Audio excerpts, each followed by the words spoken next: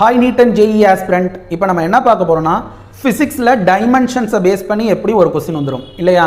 So அதுக்கு ஒரு tip கொடுக்க போகிறேன் உங்களுக்கு, ஓகேவா? ஸோ இப்போ ஃபோர்ஸை பேஸ் பண்ணி என்னெல்லாம் எழுதலான்னு பார்க்கலாம். First force into length, force into length work or எனர்ஜின்னு சொல்லலாம், ஓகேவா? ஒன்றுக்கு மட்டும் நான் சொல்லுவேன், மீதியெல்லாம் நீங்கள் டெரைவ் பண்ணி பாருங்கள், ஓகே? ஃபோர்ஸ் இன்ட்டு லென்த், ஃபோர்ஸோட யூனிட் நியூட்டன், லென்த்தோட unit metre, newton into metre joule. நியூட்டனை நான் எப்படி எழுதுறேன்னா கிலோகிராம் மீட்டர் செகண்ட் பவர் -2ன்னு எழுதுறேன், into metre, metre into metre, metre square. Okay, இப்போ அதை நான் டைமென்ஷனல் எழுதுறப்ப கிலோகிராம்னா மாஸ் எம், மீட்டர்னா length squared, seconds time t power -2, ஓகேவா? ஸோ இதே ஆர்டரில் நீங்கள் மற்ற எல்லாத்துக்குமே டெரைவ் பண்ணி பார்க்குறீங்க, okay? Next force per length, இதை surface tension or spring constant ரெண்டுக்குமே சொல்லலாம்.